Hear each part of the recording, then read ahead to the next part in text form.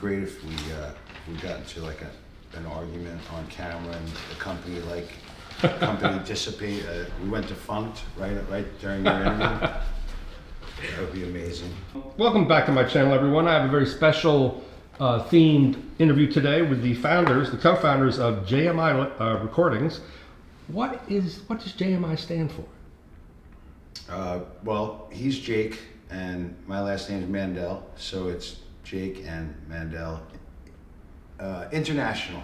JMI has done a handful of really amazing records out of New York City. I can't think of another New York-based label that isn't a big giant label right now. Maybe even Nouvelle isn't based in New York. They're kind of based in France with Elon Meller. But you guys have produced a handful of great records. 3, which were my favorite records of last year: The Lage Lund Ashes, Antonio Siebert, Dear Boss, and Hella Sung and Marquise Hill's Everybody's Waltz. And you guys have deep roots within the industry. Steve has a bio that would almost take another video to go through, but I will mention he's a music industry veteran who has produced and arranged records with or for Elvis Costello, Erykah Badu, Common, and Roy Hargrove. You've worked with the Jimmy Fallon Late Night Show since their inception, and you have long-term work with Amir Questlove Thompson and the Roots for over 25 years. And you also worked on D'Angelo's Voodoo, Common's Like Water for Chocolate, Roy Hargrave's The RH Factor, which I will be reviewing the reissue shortly. And you co-produce every JMI album with the artist. Jake Cohn is an attorney who previously co-owned Brown Brothers Recordings, and you're the executive producer for each record. A couple of corrections though. We've made more than a handful of records. We've made about 5 handfuls of records, and correct him on the pronunciation of Lage Lund. You just did. Lage Lund is how you pronounce his name.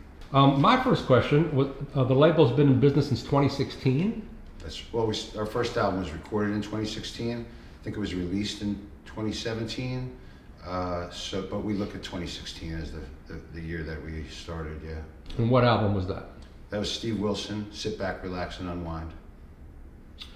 Why would you want to start in New York City with the insane rents, ever-increasing crime, an insane mayor, and things just looking, like a city for the wealthy? Why start a jazz record label and vinyl predominantly now? It seems like a recipe for disaster. Well, we love crime. We love insane mayors. That's just 2 reasons. But it's all...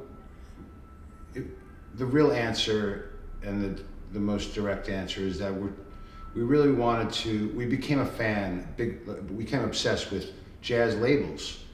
In our record collecting and in our record shopping, we became very infatuated with that whole concept of all these some obscure, some not so obscure jazz labels, a lot of them from New York, from the eras that we were listening to, 50s, 60s, 70s, and even before that, before all that.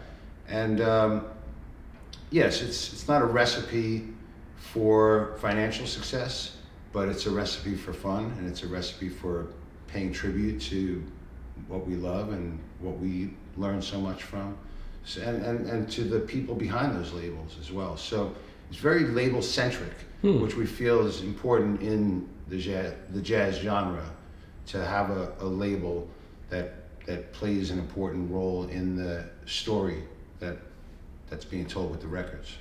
And did you see there are fewer jazz venues than ever in the city? There are more out in Brooklyn, in Queens, I guess. Did you see a hole to be filled, a label that could address artists who need to be recorded more often, more frequently? Well, yeah, but more so the fact that we're all analog. I think we saw a hole there, and not just recording to tape, but staying analog throughout the entire process, mixing, mastering, and pressing, obviously. And we focus on our vinyl releases, kind of prioritize them over the digital realm. But of course, everything, or most of our stuff is streaming as well. But we focus on the vinyl releases. We did see a whole. We're not the only people recording analog. We're doing all analog things on the planet somewhere, including New York. but we did see a place, because to me also jazz is an analog art form, and it's kind of a shame when it's treated digitally, and takes can be edited together with such ease, and those kinds of things. We really try to keep things as pure as possible, and we love the challenges of doing all this in the old school way, because it brings on problems that that your label ancestors had to deal with back in the day when they didn't have computers and such ease of editing and fixing things. As Jake always says, it's the imperfections of analog recording that gives you the humanity of the music. All your records, you were kind enough to send me a little more than a handful, which I really appreciate. 5 handfuls. 5, well, but you sent me 1 handful, which I've talked about on my channel. They all come in really heavy stock, which not all labels do in jazz these The days. jackets or the records, you mean? I mean the jackets, heavy stock jackets. Yeah. I think all the sleeves are polylined, and they have their own little logo. They're really beautiful packages, and I see it as you guys addressing artists who need to be covered, whether they're young or old. James Carter, Mike Mitchell, Dave Burrell, Dave Liebman, David Murray. I mean, wow. You're really filling a hole. I mean, we're not going to see. David Murray could show up on Blue Note, I suppose, if they're feeling. Well, a lot of those artists that you mentioned are recording for lots of other labels, so we're not the only ones recording. James hasn't recorded in a while, right?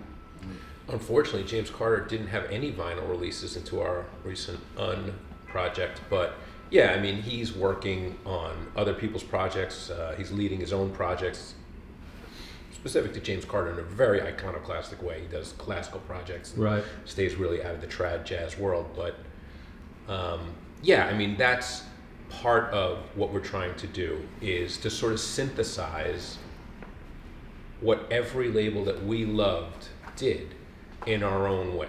And so we have legacy type artists like Dave Murray, Dave Burrell, David Liebman. We have a bunch of young guys like the people we're recording in the studio today.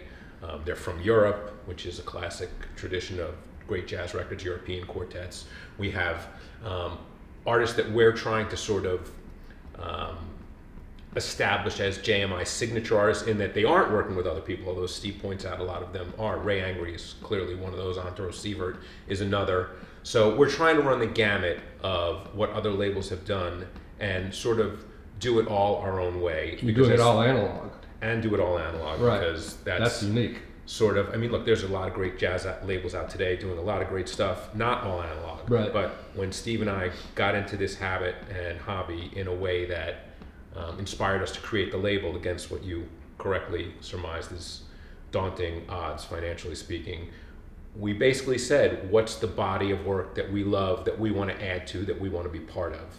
And that's why we did it the way we do. Yeah, and it's true. We are giving a lot of these artists their first vinyl record. Yeah, I don't know if they have unsung vinyl off the top of my head. Yeah, a lot of the artists they're really into that, because a lot of them came up either in the CD age or they're brand new and they've never had any records.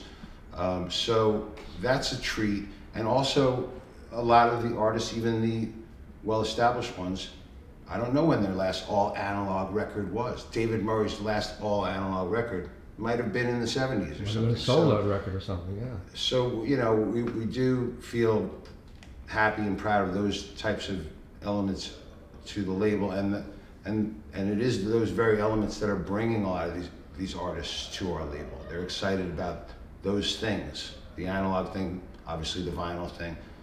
Vinyl, obviously a lot of people are putting out vinyl these days, but that's a digital recording going to, being pressed to vinyl. So Yeah. what is that exactly? Yeah, one really well-known label who was one of the first to do jazz on vinyl, it's all done from digital, and I think that's hurt their business. And I'm sure people know who that is. But Blue Note has their giant tone poet thing, but I can't think of another.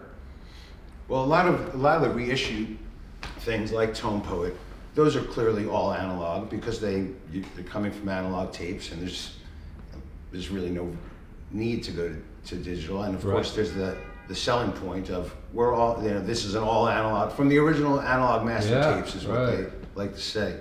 So a lot of the reissue labels are doing things all analog, but we're making new records that way. So that's kind of the difference. I love how you put the recording chain on the back of each record. Is that sort of an homage to, like I think about Frank Sinatra in concert, where they list the mics and everything on the front, and it's Steely Dan's Katie Live. They do it as sort of an homage to the 50s hi-fi records.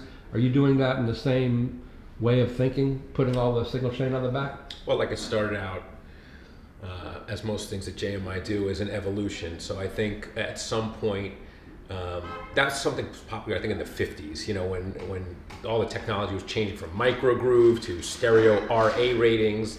And I think it was just funny for me to talk with Steve about, because he's so knowledgeable about technical things, that, why did they put this on? Why did they put that on? And that kind of really stopped. I don't think you saw that on like even CTI or 60s and 70s stuff. But because it was there during the classic period for a lot of records we liked, and it seemed funny, then we got into it. And then once I turned that over to Steve, he's very he's meticulous. That's a better word. He's very meticulous. So once it became part of the JMI way of doing things, it became comprehensive, precise, and accurate. So it started out as something as a lark, but now I think it's actually informative, educational, and something we like having in there. Yeah, but we don't list the mics.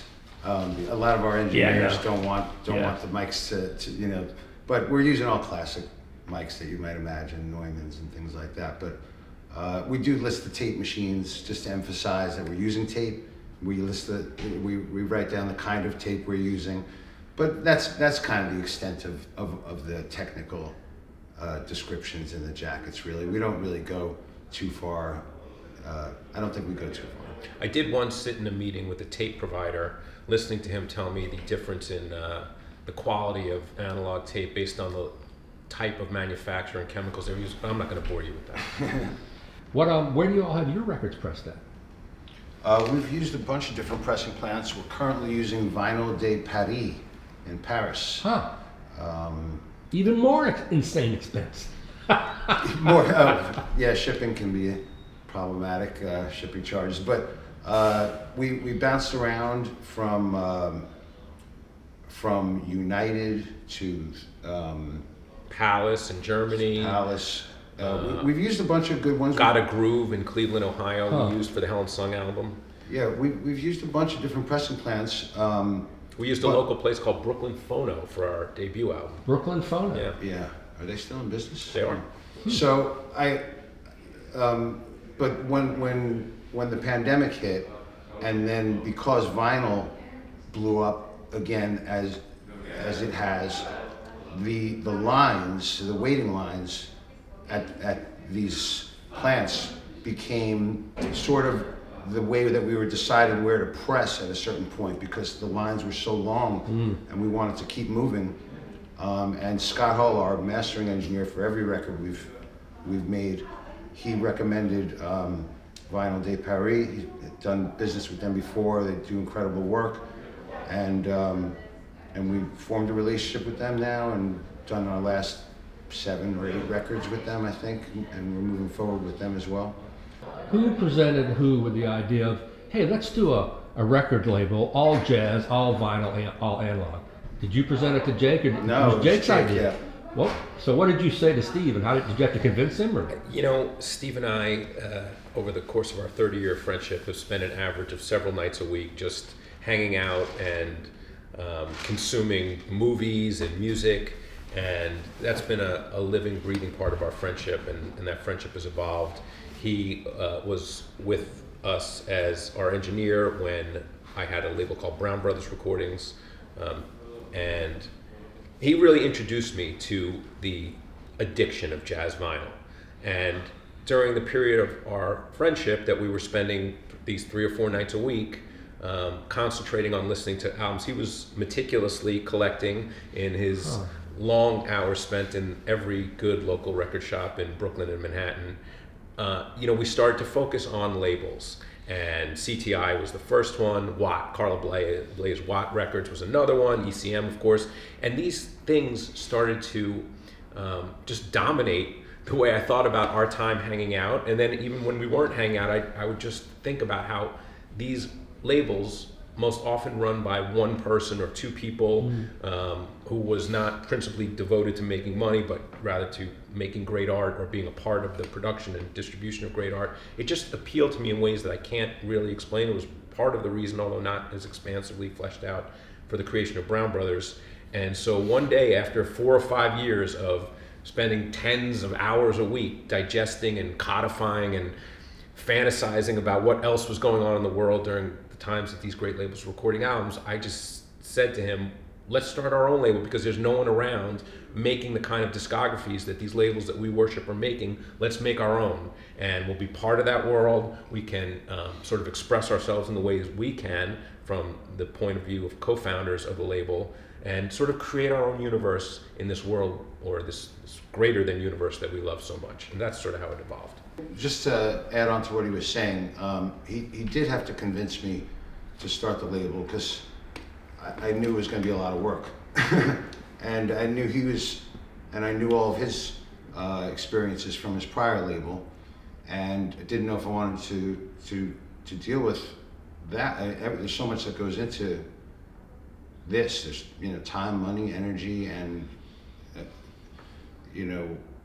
it's probably not going to make money. So, but the thing that really took convincing after I agreed to start the label was the fact that we were going to be all analog, because I knew better than him the cost, the time, the limitations, and everything else that goes into that. The tapes are just heavy. Yeah, right. and you have to store them. Right. Things like that. But he was determined to do it all analog, which was, I think, ironic, because I was known as this analog warrior who, came up at Electric Lady and used tape and blah, blah, blah. And he was the attorney who you would think wouldn't care necessarily, but he was all about making sure that the sonics would be right. So he insisted on it, and eventually I agreed to that as well. And the tapes are still heavy. It's worth it. And we're glad you did. Are there iconic albums you guys would play and just think about, that's something I'd like to sort of replicate with modern artists or something like that? Yeah, there's a Carla Bley album called Musique Mécanique, or that's the name of the song. The album. Wait, is the album called that too? Both Musique Mécanique, and the song is Musique Mécanique number 3. Yeah, specifically number 3 we covered on the Ray Angry 1 album, which was our second album. And it was just we were listening to it, and something incredible happens in that song. I'll leave it to the listener to go listen to it. But I really wanted to record that song, and Ray did that on the second album. I think, was that your question? That sort of answers my question, but I mean, also just as far as make it broader, you mentioned CTI. Is there a label that you want to sort of follow their zeitgeist or the sort of artists they recorded in their time frame, or just an approach that they had? Definitely CTI. Why CTI? Which a lot of people don't really. Those records are hard to find as well. A lot of people think they're primarily like funky records with George Benson or something. Well, they are funky. It's a lot of soul jazz going on, but mostly it's the jazz of the time, which was the 60s and 70s, and or late 60s and 70s, and the sound too. I mean, think about it. Rudy Van Gelder was he was at the peak of his analog recording powers. I mean, he had done it for 20, 30 years at the highest level before that, right. But the technology was just about to turn to digital, which he ultimately adopted as preferable for him to analog.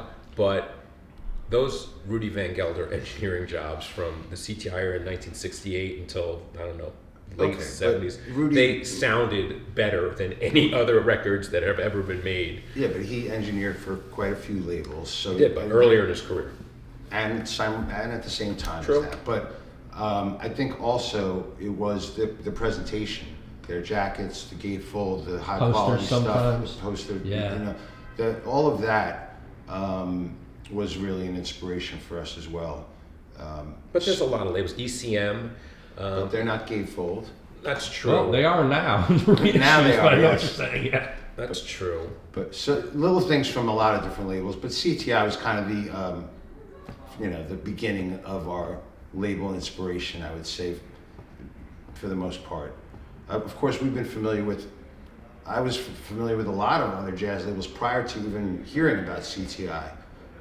We've been fans of all the classic big jazz labels since the beginning. In Blue Note, Impulse, Verve. Riverside was a big one. Yeah, all the old ones we Prestige, knew about. Love. Yeah. Are you both New Yorkers by birth? Yeah. So that, to me, that's interesting too. You're like New York guys, and that comes across. We're in a very. I love these old New York neighborhoods where you can see the beautiful buildings and the beautiful ghost signs on the side of buildings. For like old cruise ships. But you all strike me as real New York guys, and I like that. And I have a question for you. This is not about your perception as much as your own label. Talking about Rudy Van Gelder, how different all the records he made sounded. Prestige doesn't sound like Savoy. Well, Savoy's earlier, but doesn't sound like Blue Note, doesn't sound like Impulse. Why do you think all his records under different labels sound so different? Not drastically different, but definitely different. Well, that's the beauty of the jazz record business, because, as Steve said earlier, a lot of times the primary artistic expression is that of the record label owner. So, I mean, Bob Weinstock picked different lineups and dictated different recording ways than Alfred Lion and Francis Wolff. And Rudy had to work according to the limitations of the label owners, and I think that's probably the answer.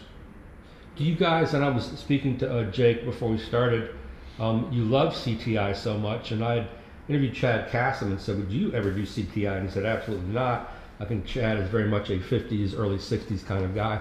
Would you ever consider doing reissues of a label like CTI? Oh, well. Those George Bensons and Wes Montgomerys, people would love to hear those.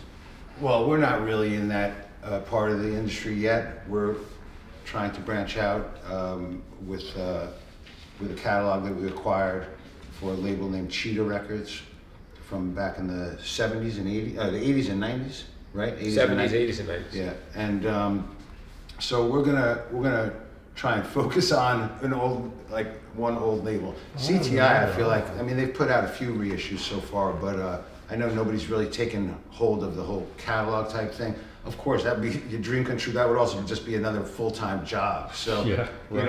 We're really happy with what we're doing as far as making new records. He's crazy about reissues, and we are trying to creep our way into that side of things. But, my hands are full with trying to keep JMI, the current records that we put out. I'm sure it's each record is a labor of love and takes a long time, and so that to start reissuing stuff, it's sort of a whole nother ball of wax. Yeah, I mean, I'm a crazed record collector, and I have a lot of vinyl, and I work at the Jazz Record Center on Saturdays. I'm not quite sure why I still do that, but holy shit, that's where I know you from. You came in one day, yeah. You dropped off records for Fred, I think. I've come in many days. Yeah, you're there on Sundays. Just Saturdays. Saturdays. Yeah. That's how I know you. And I hear all this. That's hilarious. That's it. People from my channel and people, we're in a golden era for jazz reissues, and people kind of don't, people moan and groan about the silliest things sometimes, but this is such a great era for jazz recording. What's your take? I mean, you guys are recording what I think of as New York City jazz artists, or like Marquise Hill is from Philadelphia, but I think the rest of them I think is New York artists. From Chicago. Marquise is from Chicago. Oh, Chicago, okay. The gentlemen we're recording now are from Amsterdam. That's true. Max Girl and Mike Mitchell, Black Dynamite, are from Dallas, Texas. Helen Sung's from Houston. So, I mean, like I said before, we're trying to incorporate elements of every music culture in the United States and internationally. When we started this label, one of the small inspirations in the stew of the whole was a little label out of Chicago called Beehive Records, run by a great collector named Jim Neumann, who I think still has the record for most jazz recordings. He donated to Oberlin College. I'm dying to go see that library. But the point is, Beehive, in its very insular, small way, put out 17 records that created a universe to Jim Neumann's tastes that for me, was one of the tipping points to want to start JMI. So I think what Steve, and I feel this way too, is we're now at, I think, 25 catalog numbers, and we've got a backlog of 6 or 7 that I'm not counting in that. Some of these are box sets, and we've already exceeded what we started out to do, and we feel so good about it.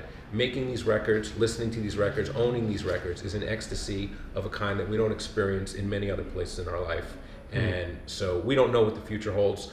I'd answer your question differently than Steve. I'd love to reissue the CTI catalog. Yes, there would be some significant hurdles, both in manpower and financial sense, to doing it. But for me to say to Steve, all right, you're going to get to work on First Light, Red Clay, and Straight Life. Wow. And we're going to reissue those. Right. And we're going to try and do better way, man. than That right, because that he's sounds saying like a lot of pressure, it's an man. enormous amount of pressure, but we'd love to do it.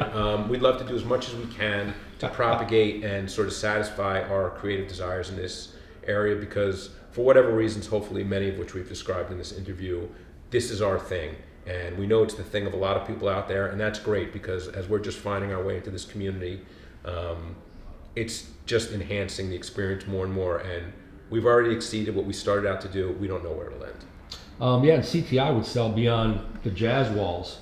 You know, everybody would go for those records. That was the intention, the original intention of Creed Taylor. Yeah, right, exactly. So who was the artist for the first record? What was the title of that record? Steve Wilson, an alto sax player from Hampton, Virginia originally, but been located here in New York for many years. He was Later actually Blue on Blue Note Right. in the early 90s as a young lion of that period. And it was really my frustration at my old label not recording him. That was another element in motivating JMI. To me, he's one of the most fabulous He's incredible. You alto a fan of sax his? players. Sure, yeah, definitely. And you've made 25 records. We've got 25 release catalog numbers. We've made, I don't know, a lot more than 25, but those will be coming out over time. What have been the best sellers so far? Plum, the 4 LP box set. Questlove is a popular powerhouse of the likes we don't have on the label. Right. Is that your most recent release as well? Well, it's released digitally, and the box sets are coming in April. But the other best sellers would be, I guess, Sasha Berliner. That sold well. Everybody's Waltz sold well in Chicago because probably of Marquise. Helen also was a good driver at selling a lot of those. We have different deals with artists. She sold a lot of those herself. But yeah, what else? The late Ray Angry One was a big deal. Ray Angry One That sold a was lot. in Rolling Stone magazine. Ray appeared on the Tonight Show, and so that sold fairly well. Yeah, I mean, that question is a completely legitimate question. It's one we talk about a lot privately, but when we're doing public-facing things like this, we kind of want to de-emphasize that, because the truth is, it's not the reason we do what we do, and it's not the reason we want to turn our hopeful fans on.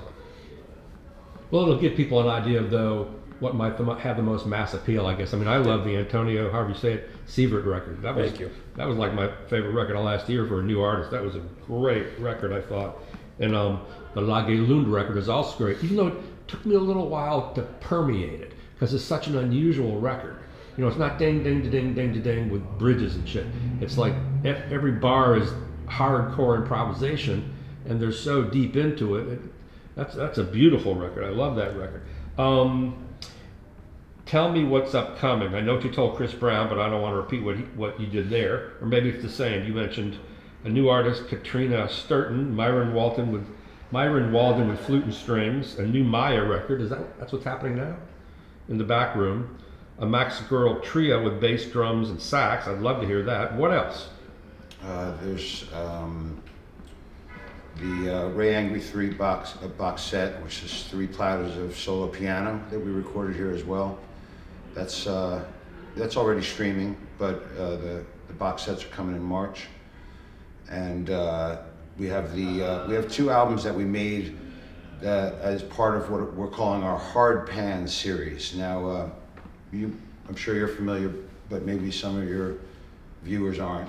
So you have your left and your right channel, your left and your right ear.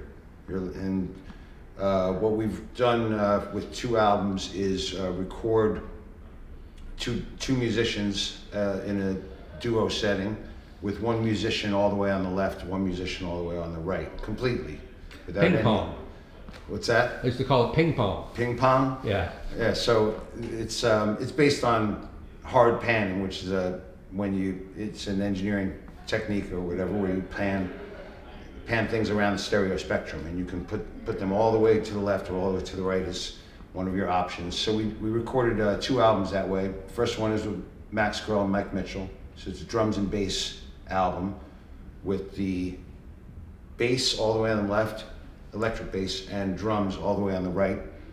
And then the Dave Burrell, Dave Liebman album with piano all the way on the left and soprano saxophone all the way on the right. So if I turn off the left channel, I'm only hearing the right channel? That's correct. Why do that? Why do what? Why have a hard pan? Most people would bleed a little bit into the center. Well, it's again sort of an homage to the early days of stereo, or sometimes you'll hear a Miles Davis album where Miles is all the way on the left. That was one of the inspirations for me to do an album like this. I had 2 different ones. I was always against hard panning, or I never understood, if you got Miles Davis, why would you limit him to one speaker? And it took me years to figure out just the weirdness of it. And Yeah. and also, of course, originally your stereo spectrum is sort of meant to replicate sitting in the audience and watching a live show, and your sax player is all the way on the left side of the stage and your drummer's over there, and that's what it's sort of panning is supposed to do. It's supposed to replicate that experience. And so finally I just warmed up to it, over warmed up to it, where I wanted complete separation. Now, in continuing to answer why, and sort of commenting on what you said, you can mute one side and only hear the drums. For fun or for sampling or however you want to look at it, it's a complete separated, the channels are completely separate. You can create your own mix at home if you have a left-right panning thing on your stereo, for example. So there's lots of things. You can create your own mix, and you can hear solo performances, and it's good for sampling. I would want to be an artist on an album that's real different like that. That's and I know it's a grand waste of space right in the middle, but it provides a unique listening experience. Beautiful jackets, beautiful sleeves, recording information on the back. Now, I'm an audiophile, so this seems like these are audiophile records to me. They sound wonderful. Do you think of yourselves as audiophiles? Yeah, especially when we press things at 45 RPMs on 12-inch records. Then you're really entering into the audiophile stage of things. The Dole Bramhall, was that 45? Mm-hmm. Right, that was really cool. What was that title? It was like, I Don't Give a Fuck About It or something like that? What was the title of that song? The B-side's called I Don't Fuck Around. That's it, right. Yeah, that was great. Well, finally, tell me more about Plum. David Murray, Questlove, Ray Angry. What can people expect who haven't heard this? To have their minds blown. Yeah, it's essentially a free jazz project. It's 2.5 hours of music. It's 4 platters on vinyl. It's 3 master musicians, improvisers, and collaborators. You can expect to hear the most legitimate version of people talking and communicating through music that you might ever hear on wax. We were here when it was being recorded, so we were able to watch it happen, and there wasn't even very much body language between them. It was all about hearing what each other were playing, and building on it and talking through it. It was really just, for us, it was just obviously anytime we got any of those guys in the studio improvising or anything like that, it's a masterclass in all that stuff. And to put those 3 guys together and to have it work like that, I'd never actually heard of Ray Angry, and man, he's a phenomenal keyboard player. Was it your idea to put those 3 guys together? Originally, I think our idea was just Quest and Murray. It was going to be just drums and sax, and then we I told Ray about the project, and he was like, "Can I get on that?" And then I asked Quest. I said, "Ray?" He's like, "Yes." You know, you add Ray to any project, it's going to escalate. It happened to us on our very first album, the Steve Wilson album. Was going to be a trio, and I had been working with Ray, and he has plenty of jazz experience, but I didn't know him as a jazz artist. I knew him as a part-time member of the Roots at that time, and like more of a pop artist than jazz. And but I knew he could do anything. And we brought him here to this studio to be on that record.